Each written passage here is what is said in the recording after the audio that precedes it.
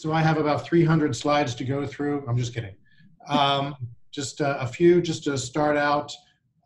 We are going to be going over Media Composer. By the way, thank you everyone for joining. Wow, we're almost at 50 people. That's awesome. I hope you can understand my accent. I can say that, which is kind of exciting.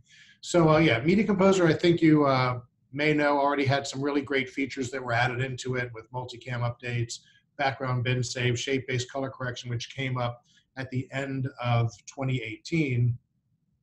But what we wanted to do is show you something we just introduced at NAB, which is Media Composer 2019, the next version. This is a whole reimagined Media Composer, which actually got an amazing response from the people who've seen it so far and have been seeing it. We're finding that we've tried making it more intuitive, more interactive, and more effective. And basically, we've been wanting to leverage, we know there are a lot of people out there who know how to use Media Composer. They've been using it for years. So we want you to be able to use all the tools that that you've worked with for years, that and give you the comfort of knowing that it hasn't changed. It just may look a little different. The skin may be a little different. There may be a couple really cool features in there, but everything is what you know. You can still map your keys. You can still customize as you want. But we also wanted to bring in the new editors, people who maybe have never seen Media Composer before or coming in from other NLEs, just trying to make it a little more exciting and also easy to go through and navigate. But also we've added other features, which I'll mention as well when I go through the interface. So for finishing and delivery, you basically can do everything in one box, which is great. So we'll go ahead and start. Let me bring up the UI. And you should see, I assume you can see the interface right now.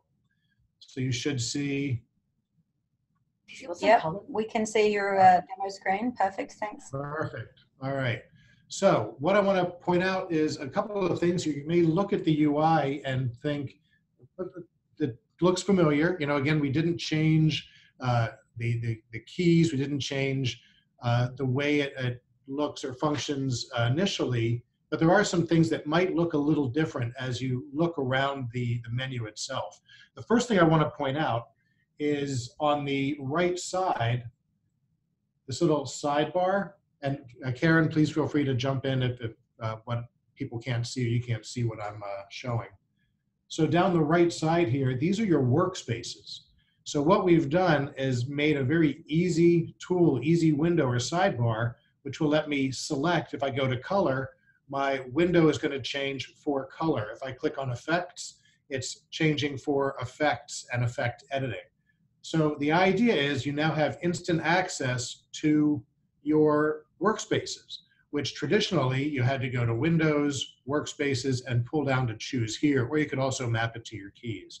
So again, making it nice and easy, and if you customize your workspace, you'll notice a couple more on the bottom here. They will populate down the sidebar as well. There are other NLEs out there that actually have these windows or rooms already in the UI, and that's something that Media Composer didn't have, and we brought that here. But we also find that, some people said that takes up some real estate.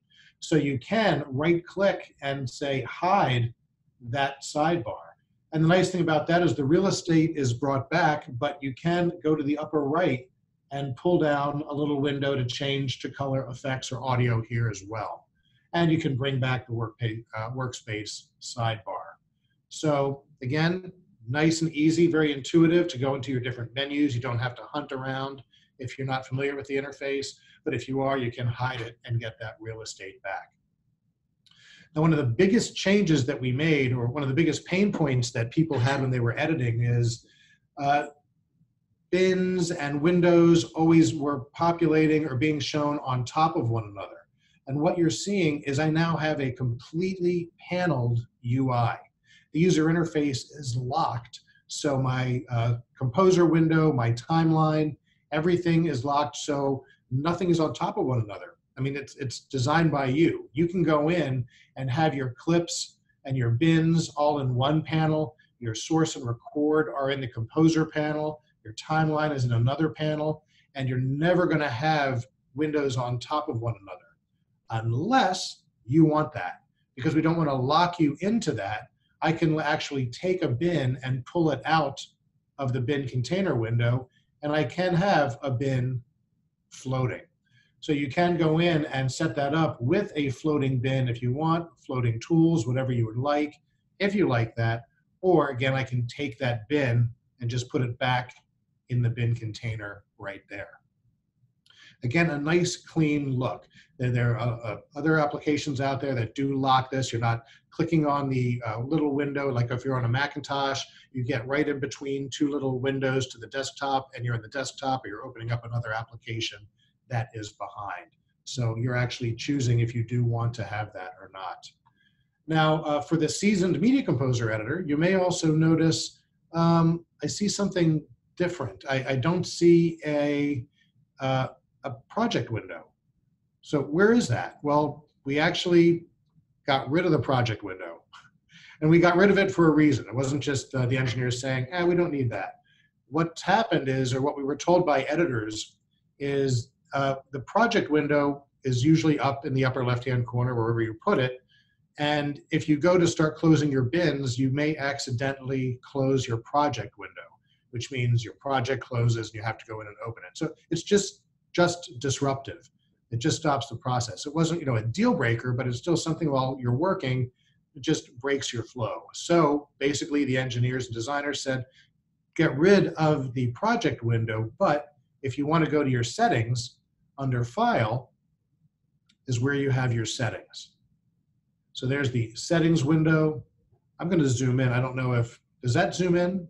Maybe not if I'm in Zoom. It zooms on my application. I don't think it does on yours. So anyway, we're back here in the Format Settings tab with the settings pull down under File.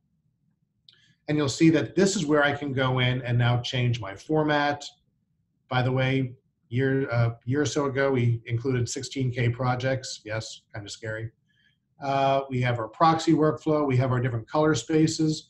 You'll also notice that we can work in a fully ACES capable workflow. That's something that is brand new with this version when it comes out, fully ACES capable.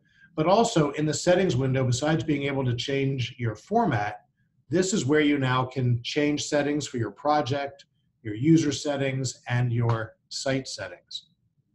Also notice that they are tabbed. The nice thing about this is before, when you were in your settings window, all of the settings were in one full list and you had to scroll up and down to make any changes. Now the nice thing about them being tabbed is they're just easier to go in and see. And again, I said everything is still the same, so I can still go into my keyboard. I can do any customizing here. It's all the same as it was before. So settings and everything are still able to be customized by you. And you have all of your different user settings or your user profiles right there.